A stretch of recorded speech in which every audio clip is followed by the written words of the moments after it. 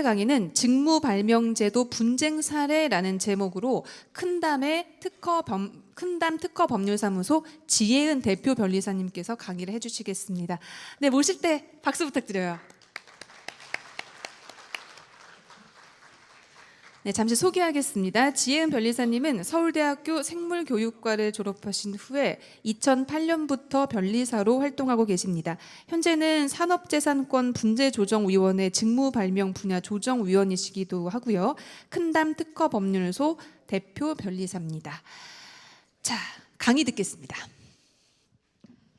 네, 안녕하십니까. 인사드리겠습니다. 지혜은 변리사입니다.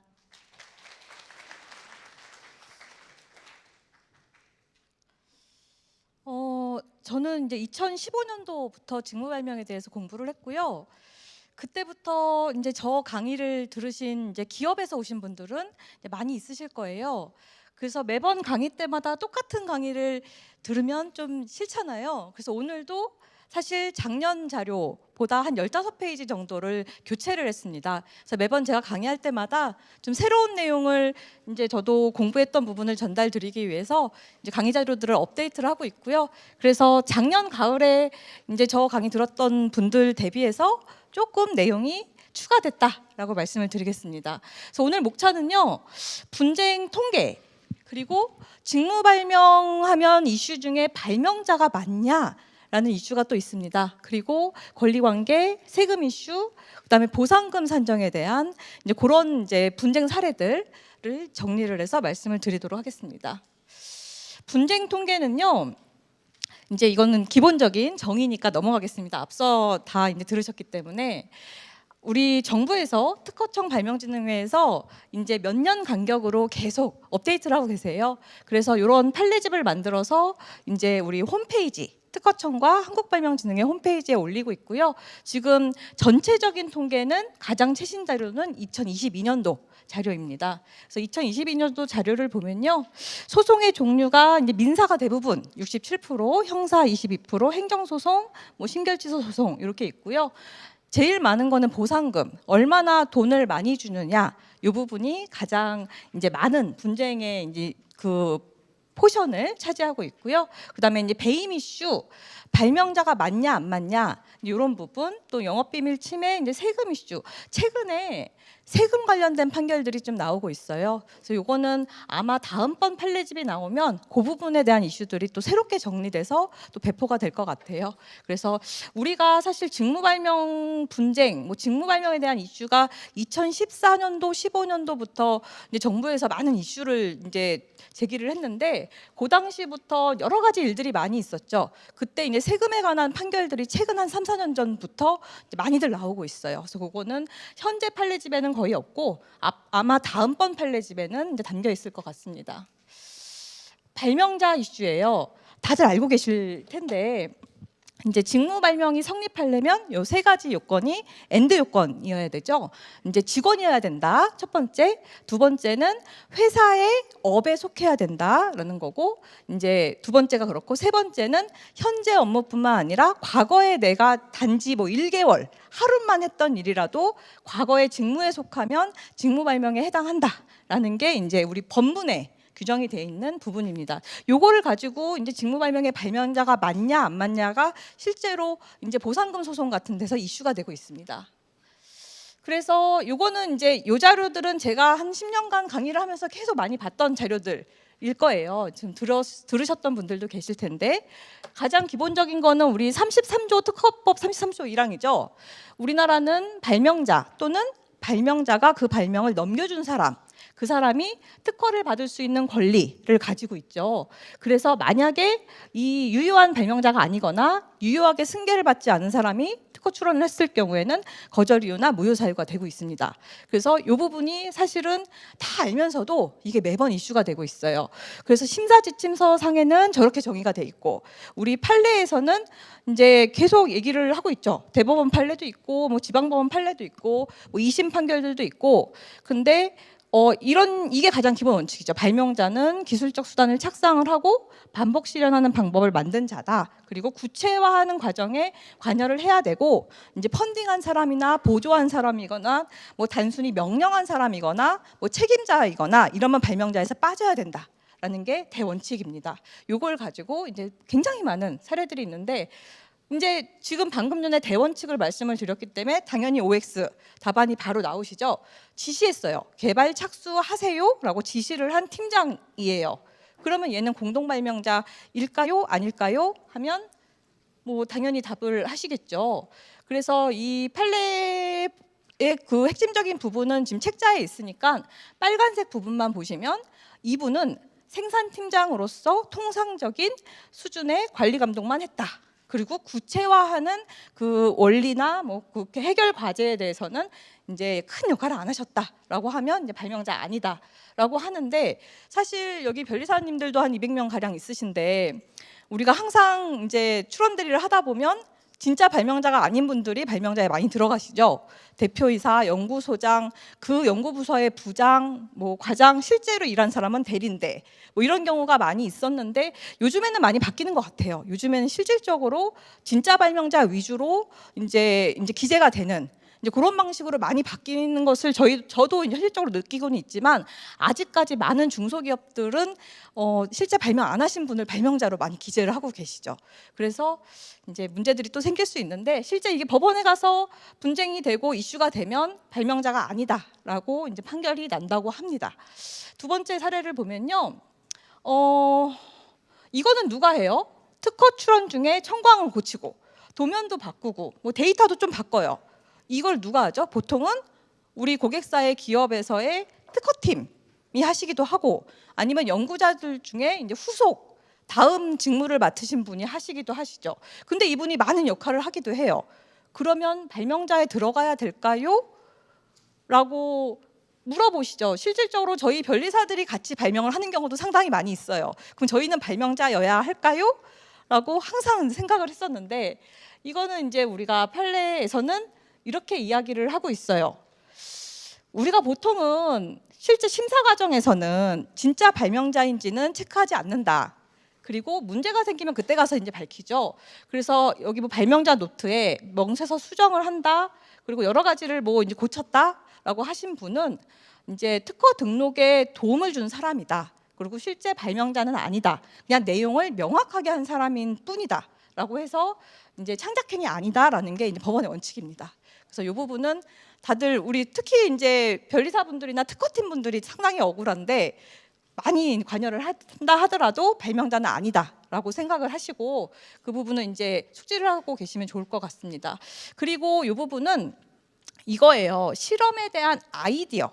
그러니까 실제 실험을 수행한 사람이 있고, 그러니까 이제 과제 해결의 원리를 만든 사람이 있고, 실험을 기획한 사람이 있고, 실제 실험을 진행한 사람들이 있잖아요.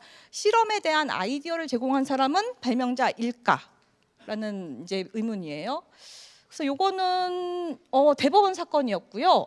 우리가 이 해당 요분은 실제 이 프로젝트의 가장 마지막 부분에 참여를 하신 분이었어요. 그래서 이미 이 프로젝트가 많이 진행된 상황에서 중간에 들어오셔서 실험에 대한 설계를 하셨어요. 실험 방법을 바꿔보자 라고 해서 새로운 실험 방법을 좀 제공을 했고, 그러고 나서 그게 사실 이제 구체적인 이때 이게 농약 사건이었던 걸로 기억을 하는데, 이 독성 문제를 해결을 했다고 해요.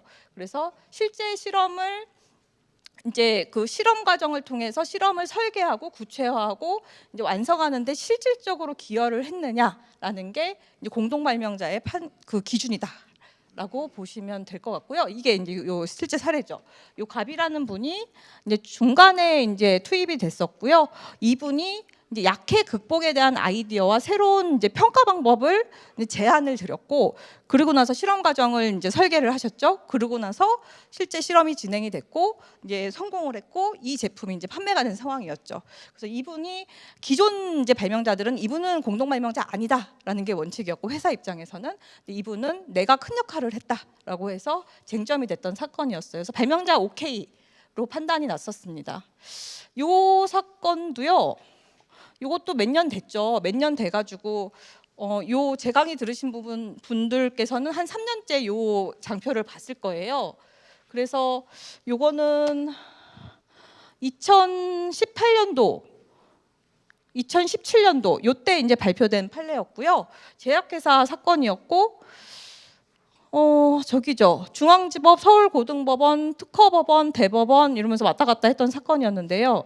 지금 이제 양리팀 연구원님이 이제 발명자 맞냐 아니냐 요거를 싸우는 과정이었어요. 그리고 실제 특허 출원서에는 6명이 공동 발명자로 되어 있던 상황이었습니다.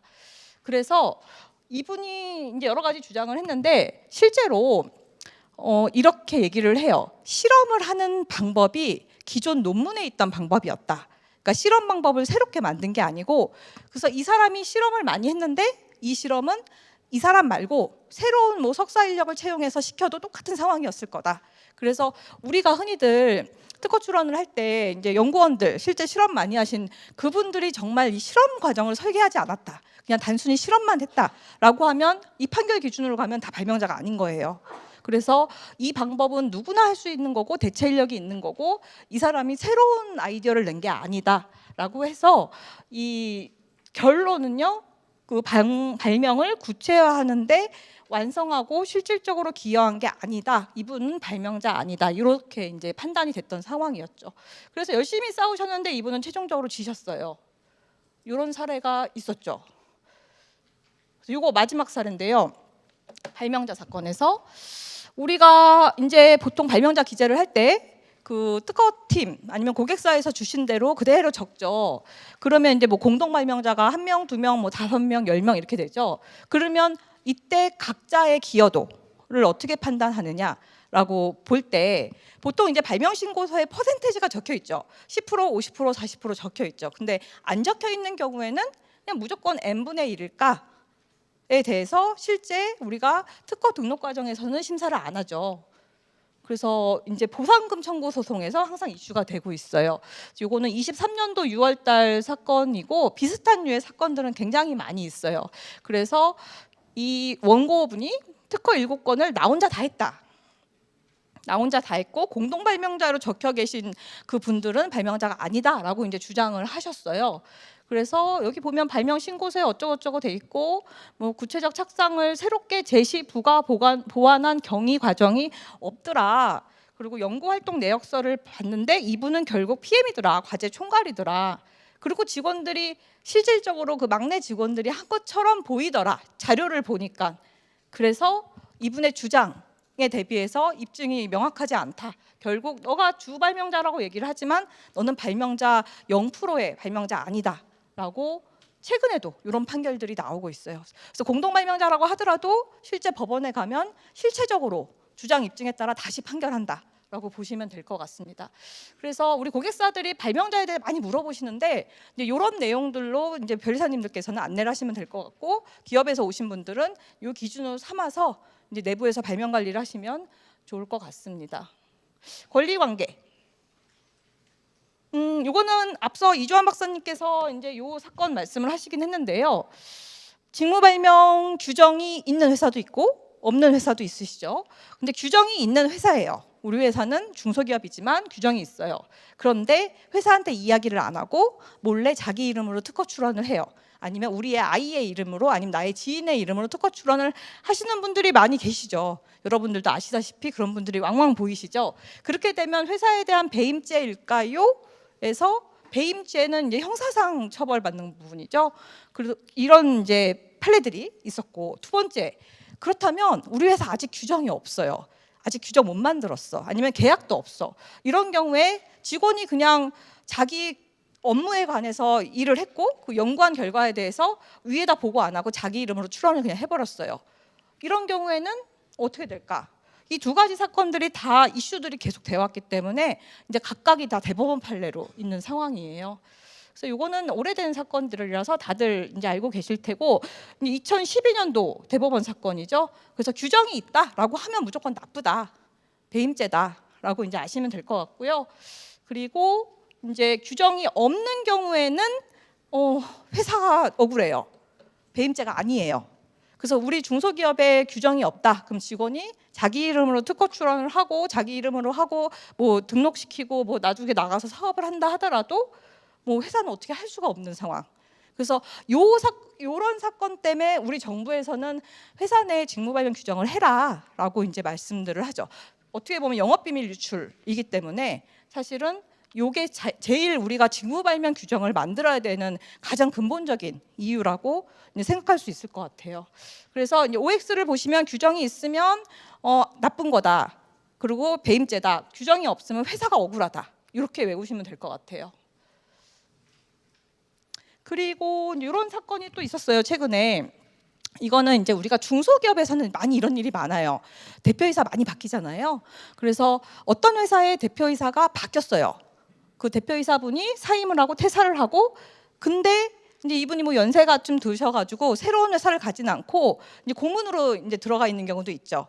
그냥 회장 자리에서만, 대표 자리에서만 물러나서 등기이사로 올라가 있는 경우 있죠. 뭐 기술 고문도 하고 어쨌든 지분도 갖고 있고, 이런 경우에 회사 이름을 안 하고 이 전 대표이사, 전 사장님 이름으로 특허를 낸 거예요. 나중에 회사가 알았죠. 그래서 회사가 보니까 전 사장님이 자기 이름으로 가져갔으니까 사장님 내놓으세요. 회사로 다시 돌려주세요. 라고 이야기를 했는데 그 전 사장님이 안 들어요. 그럼 어떻게 될까요? 무효심판 할 수 있을까요? 계약이 있는 경우. 이게 2019년도 사건이었네요. 2019년도 특허법원 사건이었고, 그래서 이제 대충 앞에서 이제 공식을 말씀을 드렸으니까 이제 근본적인 대표이사인데 어쨌든 관여가 돼 있고 직무발명의 조건이 성립하면 사실 회사 거죠. 그래서 이분이 실제로 이렇게 됐대요. 종업원이냐 아니냐가 이제 이슈가 되죠. 그래서 이 기술 고문이다, 등기이사로 돼 있다라고 돼 있을 때 우리가 법원에서는 이렇게 이야기를 했어요. 우리가 직원이라는 거는 고용계약을 이제 갖고 있고 사실상의 노무를 제공하는 관계인데 고용관계를 지속적이지 않고 일시적인 경우도 포함이 된다. 그리고 임원도 된다. 이사도 된다. 그래서 이분이 대표로서의 관계는 끝났지만 기술 고문으로서의 직위를 유지하고 계셨기 때문에 뭔가 이제 회사에 왔다 갔다 하셨겠죠. 그렇기 때문에 직원이다. 그러면 이분이 개인 이름으로 한 거는 나쁘다.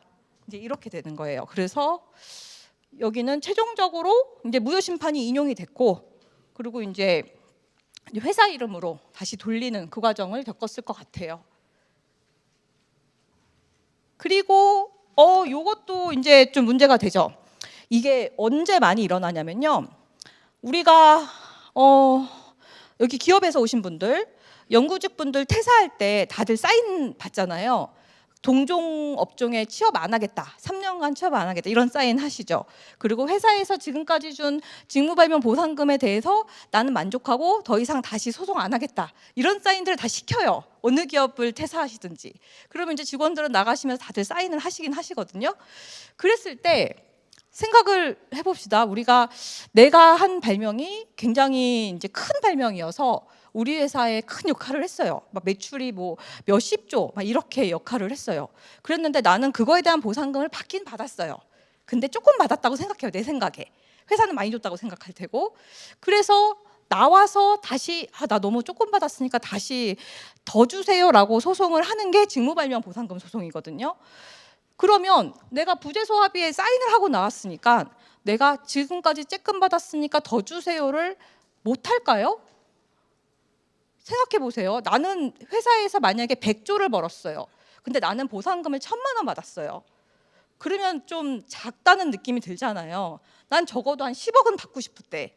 근데 부재소 합의 사인을 했으니까 10억 청구를 못 할까요? 약간 좀 불합리한 것 같죠. 근데 예를 들어서 부재소 합의를 했는데 내가 1,000만 원 받은 게 아니라 예를 들어 10억을 받았어요. 그랬는데 부재소 합의 사인을 했어요. 다시는 안 하겠다, 소송 안 하겠다 라고 사인을 했는데 다시 소송을 하면 그게 맞을까요? 조금 생각이 들시죠.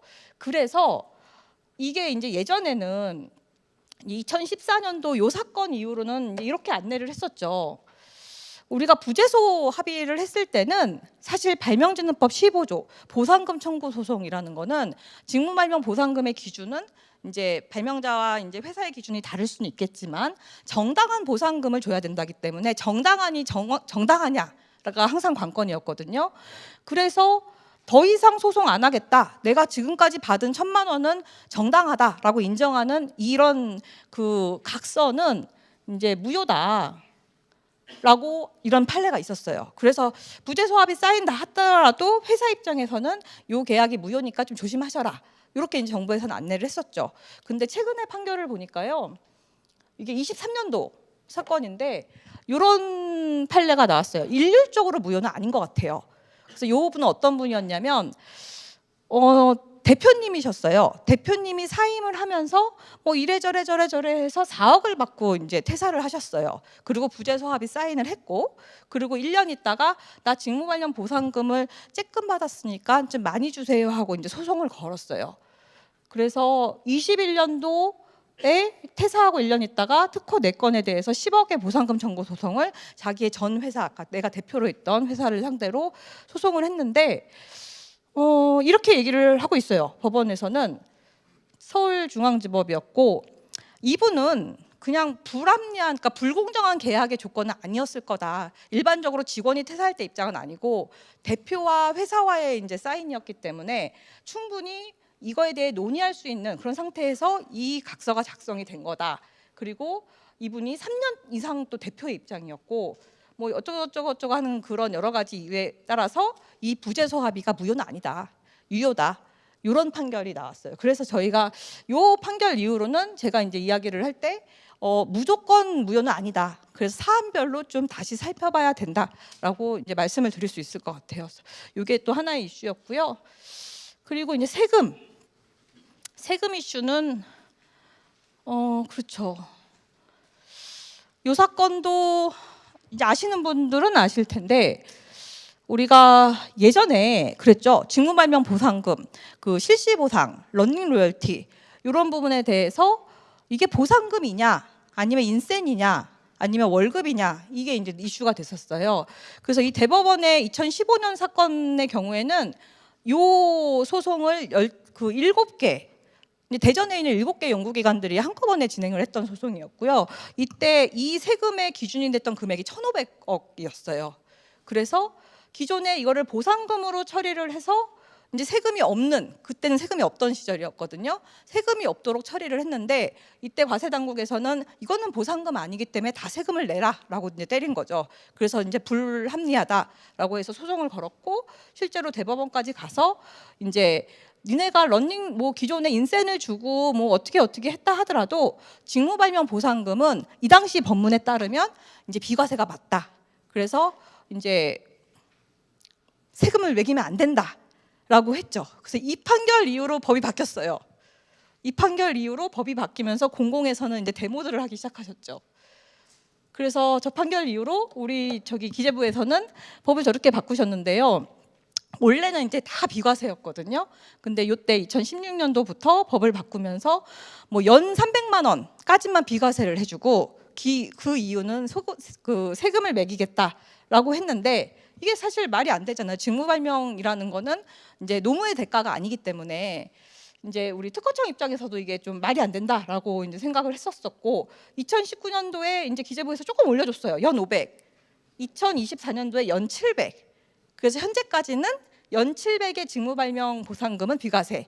그게 넘으면 이제 세금을 매깁니다. 그래서 저는 이제 발명을 이제 옆에서 보는 입장에서는 이거는 다 비과세를 해야 되는 게 맞다고 생각을 합니다. 근데 뭐 기재부 입장은 또 저희 이런 발명을 바라보는 입장하고 또 다르니까. 그래서 이제 이런 사건들이 있었고요. 예전에 이렇게 비과세 시절에 직무발명 보상금이 굉장히 많아도 다 세금을 안 매기니까 여러 가지 이제 컨설팅들이 많이 있었죠. 이제 아시는 분들은 많이 아실 테고, 최근까지도 뭐 여러 경영 컨설팅, 뭐 보험 컨설팅 쪽에서 직무발명 보상금으로 뭐 가지금 처리해라라고 이제 고객사 대표님들한테 다들 찾아가고 이런 일들을 많이 들으셨을 거예요. 그거에 대한 사건들이 지금 다 판결들로 나오고 있어요. 그래서 이거는 22년도 4월달에 부산지법에서 나왔던 사건인데요. 북부산 세무서에서 이제 이거죠. 회사가 그 회사의 사장님한테 직무발명 보상금 그 이름으로 10억을 이제 돌렸어요. 가지급금 처리를 한 거죠. 그러면서 이제 얘는 이제 비과세다라고 이제 우긴 거죠. 그랬더니 이 세무서에서는 아니다, 이거 세금 매겨야 된다라고 했던 거고, 이게 소송으로 갔죠. 근데 그 이력을 살펴보니까 이제 직무발면 보상금에 대한 여러 가지 이제 그 자료들이 있었어요. 회의록이 있었대요. 회의록도 있고 뭐 어쩌고저쩌고 여러 가지 사안들이 있었대요. 근데 살펴보니까 회의록이 좀 이상하더라. 퇴사자가 막 사인을 했더라. 이런 내용이 있었고요. 그리고 뭐 우리가 법문에는 아까 이주환 박사님도 말씀을 하셨지만 심의위원회를 운영해서 회의를 해라라고 돼 있는데 심의위원회의 운영 과정이 너무 이상했다. 법문하고 맞지 않더라. 뭐 이렇게 이야기를 하고요. 그리고 이제 조사하는 과정에서 이 사장님이 이렇게 얘기를 했대요. 모 컨설팅 회사의 자문을 받고 이렇게 했다라고 하고 그 모 컨설팅 회사한테 이 자문 비용으로 1억이 갔대요. 그래서 요거는 급하게 뭔가를 만든 거다라는 이제 그런 의심을 이제 받았던 상황인 것 같아요. 그래서 결론적으로 요거는 모든 서류를 나중에 급하게 소급해서 만든 이런 증거가 보이기 때문에 이제 정당하지 않다, 문제가 있다라고 해서 이 10억의 직무발면 보상금은 아니다. 그리고 세금 내라라고 이제 이렇게 판결이 났던 상황이고요. 이런 것들이 지금 계속 나오고 있어요. 그래서 예전에 이제 여러 고객사들 말씀을 들어보시면 가지급금 관련해서 많이 말씀들을 들으셨을 텐데 지금도 여전히 위험합니다. 그래서 하지 말라고 하셨으면 좋겠어요. 네. 그리고 이제 마지막 보상금에 대한 이제 판결인데요. 직무발명 그 분쟁 사건은 대부분이 돈 문제예요. 나한테 직무발면 보상금을 많이 주세요 하는 이제 그런 판결들이 대부분이고요. 이 종류는 이제 아까 들으셨죠. 전 강의에서 이제 직무발명에 대한 보상의 종류는 이렇게 나뉠 수가 있다. 그렇지만 우리 발명진흥법이든 특허법이든 어디에도 이 종류가 명시되어 있지는 않아요. 그러니까 이거는 자유예요. 회사와 발명자 간의 협의의 문제고 회사와 직원 간의 협의의 문제고 이 항목 중에 어느 거를 주느냐는 이제 그 정당하기만 하면 되는 상황이죠. 그래서 회사마다 이제 항목을 다르게 정하고 금액도 다르게 정하고 있죠. 그러면 실제로 보상금 소송에서는 어떤 게 가장 큰 이슈가 되겠어요? 당연히 돈 문제니까 돈이 큰 부분이겠죠. 그래서 출원보상, 유보보상, 등록보상은 굉장히 미미하니까 대부분은 이제 실시보상, 처분보상 이쪽이 이제 대부분의 소송을 차지를 하고 있어요. 그래서 요거는요. 이제 03년도부터 작년 한 9월 달까지고요. 이제 입수가 가능한 판결. 그러니까 이제 법원에서 비공개 판결들도 있거든요. 비공개 판결 제외하고 입수가 가능한 판결 기준으로 봤을 때 이제 보상금 주제로만 선고된 사건들의 이제 통계 자료예요. 그래서 보시면 최근에 많죠. 2020년 2023년, 24년도에 이제 그 선고가 많이 되고 있죠. 그래서 최근에도 이 직무발명의 돈 문제, 보상금 사건은 계속 이제 발생을 하고 있는 것 같아요. 여기 왼쪽 오른쪽에 중복이라고 돼 있는 부분은 실시보상하고 처분보상을 같이 청구한 사건이에요. 한 판결문에 두 개의 이슈가 다 있는 경우에는 제가 중복으로 이제 표시를 했습니다. 그래서 이거를 이제 그래프로 보시면 조금 더 잘 보이죠. 2016년도에 10건, 뭐 20년도에 11건, 22년도 23, 24 뭐 이렇게 돼가고 있고요. 보시면 뭐 실시보상 꾸준히 많이 있고 23, 24에는 이제 처분보상 사건이 좀 많이 있었어요. 그거는 이제 특허를 이제 통으로 양도를 했던 이제 모 기업이 있었고 그래서 그 양도에 따른 보상금을 달라라고 해서 그 퇴사자들이 모 회사를 상대로 했던 소송들이 상당히 많이 있었고 그래서 이제 처분보상 사건이 많이 있었어요. 그리고 분야별을 살펴보시면 요 부분이 대부분이에요. 전자통신 그 부분이 처분보상에 좀 많이 몰려 있어요. 그 특허를 판매하면서 이제 거기서 나오는 뭐 로열티나 양도대금에 대해서 보상금을 달라. 요 사건이 최근에 많이 있었고요. 그 전자통신이 최근에 이렇게 통계가 많았고, 그다음에 기계건축이든 화학의학이든 비슷하게 이제 소송들은 있는 상황이에요. 분야 한번 보실래요? 분야도 보면 원래는 다 비슷비슷했는데 최근 사건 때문에 이렇게 값이 튀거든요. 그래서 화학하고 기계가 비슷하고 보면 이제 인용 사건, 기각 사건 보면 인용률이 꽤 높죠. 그리고 이제 전자통신 보면 인용하고 기각이 비슷해요. 그래서 못 받은 경우도 많이 있다라는 거고, 그다음에 실시보상, 처분보상을 보셔도 이제 전자통신 부분에 이게 왜 주황색, 초록색이 똑같냐면요. 한 사건에 두 개를 같이 청구한 사건들이 최근에 많아서 이렇게 잡혔는데 실질적으로는 대부분 처분보상 사건이었거든요. 그래서 뭐 이렇게는 나왔지만 이제 최종 결론을 보면 처분보상이 사실 많습니다. 이거는 이제 제가 기업 유형별로 통계를 냈던 상황인데요. 보면 이제 이 직무발명 돈 사건, 보상금 사건이 뭐 대기업의 문제냐가 아니에요. 보시면 중소기업도 있고요, 대학교도 있어요. 왜냐하면 요즘에는 대학교도 특허를 많이 팔죠. 많이 팔고 라이센싱도 많이 주고 있고 그렇기 때문에 중견기업, 중소기업, 뭐 대학교 다 있고 이 불명이라는 게 사실 주체를 파악할 수 없는 판결문이었기 때문에 이렇게 돼 있는데 이것도 대부분 이제 뭐 중소, 중견, 대기업이 다 섞여 있을 것 같아요. 그래서 중소기업이라고 해서 이 소송이 없지는 않다라는 게 이제 여기서 우리가 얻을 시사점인 것 같습니다.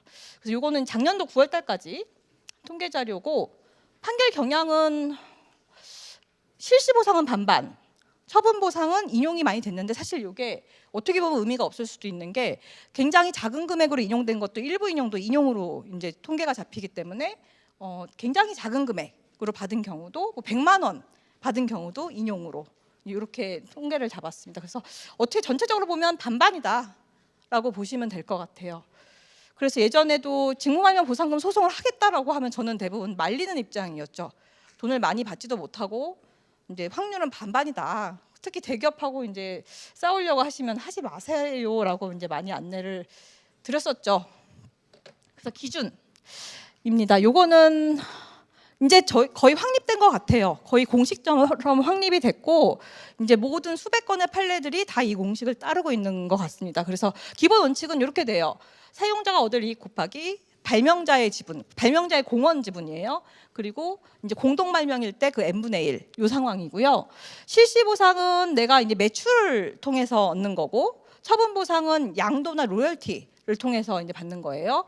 그러면 실시 보상일 때는 매출액 곱하기 뭐 독점권 기여도 이런 워딩 곱하기 그다음에 로열티의 퍼센테지 곱하기 발명의 기여도라는 거예요. 저게 뭐냐면요. 우리가 예를 들어서 이 핸드폰이 하나 있다.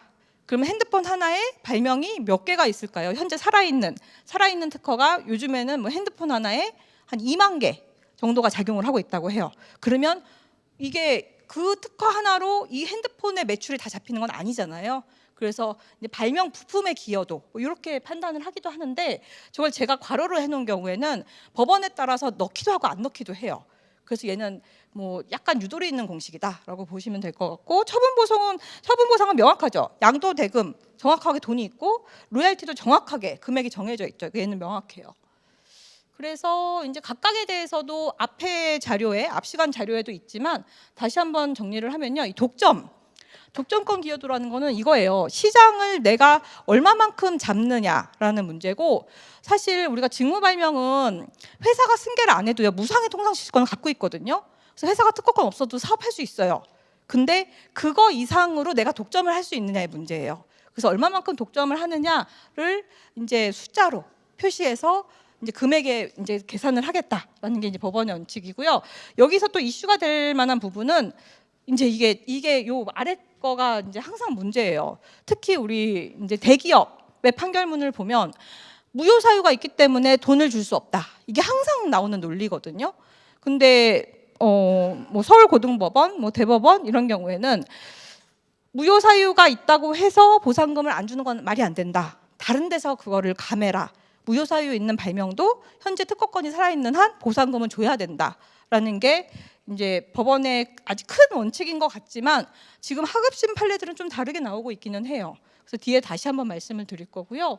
그다음에 이제 로열티는 사실 법원에서는 증거자료 싸움인 것 같아요. 그래서 어떤 증거자료를 내느냐에 따라 로열티가 다시 계산이 되는 것 같고 특허청에서 최근에 2021년도가 가장 최근 발표 자료거든요. 그랬을 때 로 데이터가 400건밖에 안 돼요. 그래서 이거를 무작위로 적용하기는 조금 불안한 느낌은 있는데 그 당시에 응답한 기업이 462개 기업이었고 그 기업에 응답한 기업의 통계를 잡았을 때는 평균 로열티가 6.2%인데 뭐 기술 분야별로 저렇게 잡히더라라고 하지만 보통 실제 그 소송에서는 이제 기존 로열티 계약서를 좀 내는 것 같아요. 기존에 내가 몇 프로 했기 때문에 이건 몇 프로가 적당하다. 그래서 자료의 싸움인 것 같고, 그 다음에 이제 그 아래 부분 발명자 공헌도, 요거는 발명자 혼자 했느냐, 회사 설비를 이용했느냐, 회사의 기존에 도와줬던 자료들이 있느냐, 이런 문제예요. 그래서 이제 요게 이제 각각의 인자들인데, 이게 좀 지금 이슈인 것 같아요. 최근 판결들을 좀 살펴보다 보면 저 기존 거는 좀 시간이 보면 저기죠. 2012년도, 2009년도, 2014년도 무효 사유가 있다고 해서 일률적으로 보상금을 안 주는 건 아니다. 그거는 구체적으로 판단을 하고 다른 인자에서 좀 적용을 해라. 그래서 특허에 무효 사유가 있다 하더라도 보상금 줘야 된다가 대원칙인 것 같기는 하지만 최근에 하급심 판결들을 보면 이런 판결들이 인용이 되고 있어요. 진보성이 없어서 무효 사유가 있기 때문에 독점력이 없다. 그래서 보상금 한 푼도 줄 수 없다라는 회사의 주장이 하급심에서는 먹히고 있거든요. 근데 최근에 대법원 사건은 아직 없기 때문에 대원칙은 위쪽인 것 같기는 한데 이거는 좀 앞으로 경과를 좀 봐야 될 것 같기는 합니다. 그리고 매출액. 그래서 우리가 실시보상 할 때는 매출액이 기준이라고 했죠. 그래서 매출액 기준에 대한 판결들 보면 뭐 최근에 2021년도 판결들도 이렇게 이야기를 하고 있어요. 우리가 매출 전체로 보는 거다. 보통 기업 입장에서는 물건을 이제 생산해서 판매를 하면 남는 게 하나도 없다. 영업이익 마이너스다. 줄 거 없다. 이런 주장들을 하시거든요. 근데 우리가 비용 정산 이후에 영업이익을 보는 게 아니라 매출액 기준으로 판단해야 된다라는 게 일단 법원의 기본 원칙이고요. 그리고 아까 이 박사님도 말씀하셨지만 특허권 만료 때까지에 받을 수 있는 매출액을 기준으로 한다라고 하지만 사실은 증거 자료의 싸움이죠. 그래서 어떻게 이야기를 하냐면요. 실제로 현재 소재기 시점까지는 인정하고 그 이후에 받을 수 있는 매출액은 주장하는 측, 주장과 증빙 자료를 내는 측을 따르겠다라는 게 특허법인 판례에선 이렇게 이제 적혀 있었어요. 그래서 주장 못하고 앞으로 특허권이 만료될 기간까지 10년 있는데 주장 못하고 있다라고 하면 그때까지로 판결이 나오는 것 같아요. 그래서 이게 최근에 이제 판결문 경향이고요. 독점력은요. 요거를 제가 몇 개를 정리를 했던 이유가 퍼센테이지가 다 중구난방이죠. 그래서 요 사례들을 여러 가지 이게 일률적으로 정하는 게 아니다라는 말씀을 드리려고 몇 개 사례를 이렇게 담았는데 보니까 1%도 있어요. 1%. 이게 뭐냐면 무상의 통상 실시권을 원래 가질 수 있으니까 미미하다. 1%다. 그래서 1%만 인정하겠다라는 이런 20년도의 특허법원 판례도 있었고요. 21년도의 특허법원 판례는 10%. 근데 여기 또 특이한 게 특허권이 없는 나라의 매출까지 고려를 했어요. 그러니까 이게 주장을 이렇게 한 거죠. 그래서 특허권이 뭐 예를 들어 중국에 없었고 특허 비등록의 매출액도 상당했다. 그러니까 이런 것들을 다 고려하면 그래도 독점력이 꽤 있는 거다. 근데 뭐 어찌저찌 해서 10%로 높게 이제 판단을 했고요. 조와이는 30%. 이거는 이런 경우에요. 이 특허가 없었을 때는 아예 매출이 없었대요. 이 특허 이후에 매출이 발생했으니까 굉장히 갑자기 시장 점유율을 이 특허로 인해서 차지를 했다라고 판단할 만하잖아요. 그래서 이 사건 이전에는 전혀 없었고 등록 이후에 매출이 증가했기 때문에 얘는 독점권 기여도를 30%로 보겠다라는 이런 판결. 그다음에 이제 그 아래 거는 메서드가 다른 이제 그런 방법도 있을 수 있다. 그리고 기존의 요 특허 말고 다른 아이가 굉장히 중요한 부분을 차지한다. 뭐 이런 요인들을 이제 생각을 해서 5%로 보겠다. 이런 판결들도 있어요. 그래서 사실 독점권 기여도를 판단할 때는 사건별로 여러 가지 요인들을 고려해서 이제 판단을 하셔라라고 보시면 될 것 같아요. 기업에서 실제 판단을 하실 때. 그리고 요거는 발명자예요. 이 발명자가 혼자 발명했느냐? 라는 거에 대해서도 계속 이슈가 있어요. 보면요. 이분이 이렇게 했대요. 첫 번째 사건 보면 이분이 입사한 이후에 어떤 연구소에 근무를 하면서 기존의 회사 설비를 이용했고 회사 자료를 이용했고 회사의 이제 다른 직원들의 또 지원도 있었다. 그렇기 때문에 이분이 무에서 유를 창조한 게 아니다라는 게 이제 논리예요. 그래서 10%. 이미 이 회사는 관련 특허 많이 갖고 있었다. 그러니까 왠지 합리적이죠. 두 번째 거 보시면요. 좀 다르죠. 피고주도 얘가 혼자 했다라는 게 메인인 것 같아요. 그리고 회사에서 뭘 좀 달라고 했대요. 난 캐드 좀 사주세요. 뭐 좀 해주세요라고 했는데 회사가 다 거절했대요. 그러면 정말 이 사람이 개인이 다 한 거다. 라고 이제 그렇게 증거 자료로 판단을 해서 40%로 발명자의 기여도를 높게 판단한 이런 사례도 있었어요. 그리고 뭐 이분은 이제 1%로 판단한 사례도 있었고, 이분은 뭐 기존에 너무 많은 특허들도 있고 직원들도 있고 이분이 무에서 혼자 만든 게 아니다라는 게 이제 취지인 것 같아요. 이것도 좀 애매해요. 이것도 제가 이제 작년 가을에 그때 자료부터 이제 넣기 시작한 건데, 실시를 안 하면 보상금 안 줘야 되는 거 아니냐? 이게 이제 회사의 논리였거든요. 근데 이제 대법원의 이제 원칙은, 만약에 내가 실시를 안 했지만 내 특허권으로 권리 범위를 잡고 있는 한도에서는 타 회사도 실시를 못 하잖아요. 그러니까 타 회사의 실시를 막는 역할을 하죠.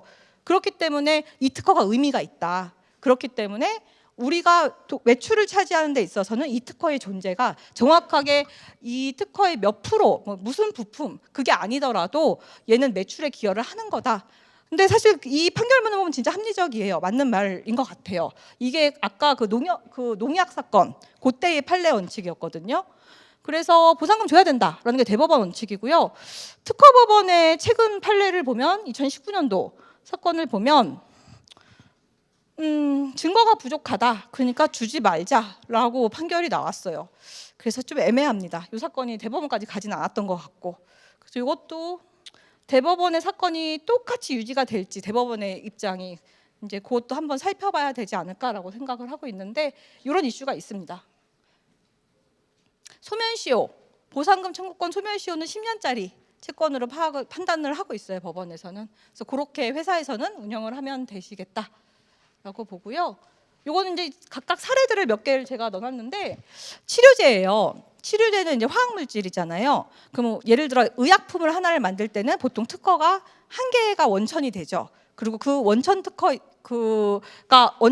없으면 그 약 자체를 생산을 못하게 될 수도 있죠. 그래서 이 경우에는 조금 높게 판단을 하는 것 같아요. 그래서 이분이 매출이 저게 얼마죠? 저게 얼마냐? 3억 3천억인가요? 3,200 아니다 3조인가요? 3조인가 3천억인가 모르겠는데, 저런 매출액이 나왔을 때 이 발명자께서는 15억을 청구를 하셨어요.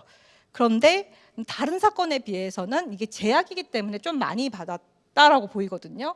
그래서 각각의 퍼센테이지 한번 보시면, 우리가 로열티 제약업계에서는 2% 받는다. 이거는 증거 자료를 이렇게 내신 거고요. 독점권 기여도 이분이 계시기 전에는 이게 없었대요. 이분이 생긴 다음부터 저 약이 생겼대요. 그래서 독점권 기여도 높게 좀 판단을 한 것 같고요. 그리고 발명자가 9명이었대요. 9명인데 이분의 기여율은 50%다. 그러니까 이건 실질적으로 판단을 한 거죠. 그리고 그다음에 회사의 시설을, 장비를 얼마큼 사용했느냐라는 부분에서 이분이 역할을 좀 크게 했다라고 봐서 저것도 30%로 판단을 했어요. 그래서 최종적으로 이분은 7천만 원 아닌가? 아니다. 7억을 받았네요. 7억. 그 7억을 받으셨는데 전체 매출로 대비하면 미미하지만 꽤 많은 돈을 받으신 거죠. 그래도 제약회사에서 발명자 보상금 이렇게 많이 안 주죠, 보통은. 꽤 많이 받으셨다라고 보이고요. 두 번째는 이제 옛날 사건이죠. 2014년도 사건, 갤럭시 삼성전자 사건인데요. 여기도 마찬가지예요. 저게 매출이 저게 얼마죠? 100조, 136조고요. 그리고 각각에 대해서 이 요인들, 판단 요인들은 판결문을 제가 그대로 적어놨기 때문에 보시면 되고, 이때는 발명의 기여도를 판단을 했어요. 이 핸드폰에는 여러 개의 특허가 포함될 수 있고 그 중에 이 특허가 기여하는 거는 2%다라고 봤고요. 그 다음에 이제 로열티, 이분이 낸 증거 자료로는 2.48%의 자료랑 1.24%의 자료를 제출했던 것 같아요. 그래서 로열티는 2%로 계산을 했고, 그 다음에 이 핸드폰은 대체품이다. 그래서 이거 없이도 여러 가지 이제 동종 제품들이 있었고, 이 특허 없이도 이 제품은 생산할 수 있기 때문에 독점권 기여도 0.2% 이렇게 판단을 했다고 해요. 그리고 발명자 저렇게 돼가지고 이게 최종 2심에서 끝났거든요. 2천만 원. 그러면 이제 생각해 보시면 130조인데 소송 2심까지 가고 삼성이랑 싸워서 2천만 원. 네. 그래서 이 판결문을 제가 많이 말씀을 드리고 다녔죠. 소송하시지 마시라고, 대기업이랑. 네. 이런 일이 있었습니다. 그리고 이제 요거는 한국타이어 사건이었고요. 얘도 2014년도 사건인데, 타이어는 좀 심플하잖아요. 타이어는 이제 구성품이 몇 개가 안 돼서 심플한 상황이기 때문에 조금 더 이제 판결은 명확한 것 같아요. 그래서 이분이 기존에 돈을 받았어요. 그리고 기존의 사내 규정이 1단계부터 10단계까지 발명을 평가를 해서 이분이 최고 등급을 받아서 500만 원 이미 받았대요. 근데 매출을 보니까 500만 원 너무 적게 받았다라고 생각을 하셔서 소송으로 60억 내놔라라고 하셨고요. 회사에서는 맨날 하는 주장, 무효 사유 있기 때문에 보상금 줄 수 없다라고 이 당시에 이렇게 이제 분쟁을 했었죠. 그래서 1심에서는 그 발명의 구성에 따라서 부품에 따른 퍼센테이지를 계산을 했는데 2심에서는 그걸 계산을 없애버리고 토탈로 해버렸어요. 1심, 2심의 기준이 좀 달랐고, 그다음에 독점권이 1심은 20%, 뭐 2심은 3%, 뭐 이렇게 하고, 로열티가 1심은 1.5%, 2심은 1%, 그리고 공헌도 10% 해서 결론 60억 달라고 했는데 1심은 2억 받았고, 그다음에 2심에서는 3억 9천, 4억 받았네요. 솔직히 4억 받으면 소송할 만하죠. 저 같으면 할 것 같기는 한데, 네, 이거 받고 나서 이제 그때 한 번 이슈가 됐었어요. 아, 소송 누구나 다 하자라고 이제 기업에 계신 분들이 소문이 쫙 퍼졌는데, 그래도 이 당시는 제가 이제 정부에서 일을 할 때였기 때문에 하지 마세요라고 안내를 주로 들었죠. 이 삼성전자 사건을 말씀을 드리면서. 그리고 이제 표준은 좀 상황이 다르죠. 표준은 독점권을 가지는 이제 기술이기 때문에 이것도 2012년도 옛날 사건이에요. 그래서 이미 이제 얘가 판매가 됐을 때 되게 많이 받으셨어요. 이미 2천만 원 받고 2억도 이미 받으셨어요. 이미 받았는데 부족하다, 더 주세요 하고 185억 달라라고 청구를 했었어요. 근데 표준은 독점이기 때문에 185억까지 달랄 수도 있을 것 같아요. 보면 통신 표준이었기 때문에. 그래서 실질적으로 최종 판결문은 저렇게 나왔어요. 62억. 그래서 많이 받으셨죠. 그래서 이 사건 이후로 조금 기준이 바뀌었다. 그 표준에 대한 여러 가지 계약이나 이런 게 바뀌었다라고 이제 알고 있어요. 그래서 오늘 이제 분쟁에 대한 사례를 준비한 부분은 여기까지고요. 이제 기업에서 오신 분들 중에서 뭐 이제 의문이 있거나 사내 이제 직무발명 처리할 때 좀 곤란한 부분이 있으시면 여기로 연락을 주시면 되시고, 뭐 이제 규정이나 이제 정부에서 하는 각각 인증이나 이런 것들은 우리 발명진흥에 연락을 주시면 될 것 같습니다. 제가 준비한 건 여기까지고요. 마치도록 하겠습니다. 네, 지혜은 변리사님 강의 감사합니다.